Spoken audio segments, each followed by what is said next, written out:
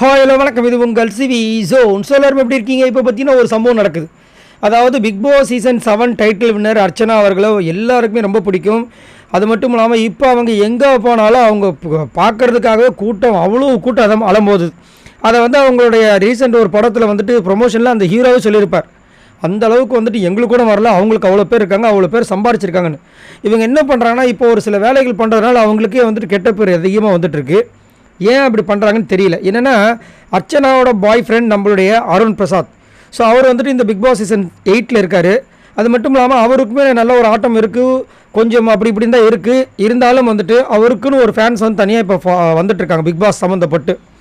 Big பாஸை பொறுத்த வரைக்கும் அதை கெடுக்கிறதுக்காகவே அர்ச்சனா பண்ணுறாங்களா இல்லை என்ன பண்ணுறாங்கன்னு தெரியல. என்னென்னா அர்ச்சனா இந்த மாதிரி அவர் நாமினேஷன்ஸில் வரும்போது அவரை யாராவது தாக்குனாங்கன்னா இந்த மாதிரி டைமில் குரல் கொடுக்குறது ஏன் இந்த மாதிரி அர்ச்சனா பண்ணுறாங்க, அர்ச்சனாவுக்கு ரசிகர்கள் இருக்காங்கன்ற ஒரு காரணத்துக்காக இந்த மாதிரி அவங்க அர்ச்சனாவோட ரசிகர்களை தூண்டி அவங்களுக்கு ஓட் பண்ண சொல்கிறது எப்படி, எந்த விதத்தில் நியாயம் அப்படின்ற மாதிரி ஒரு சில பேர் கருத்து தெரிவிக்கிறாங்க. இப்போ கூட பார்த்தீங்கன்னா இந்த வாரம் நாமினேஷனில் வந்திருக்காரு.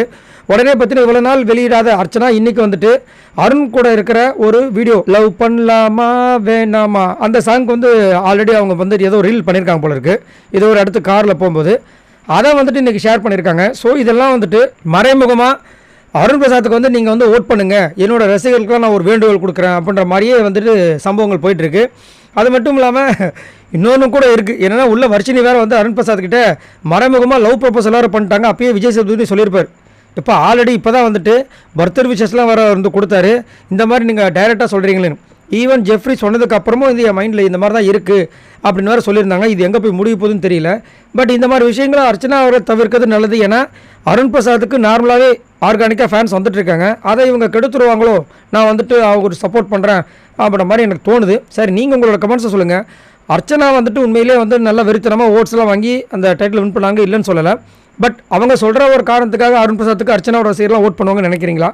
இது கரெக்டுன்னு நினைக்கிறீங்களா, தவறுன்னு நினைக்கிறீங்களா? இந்த மாதிரி சப்போர்ட் பண்ணுற விஷயங்கள் மறக்காமல் கமெண்ட்ஸ் பண்ணுங்கள். பாய் நண்பர்களே.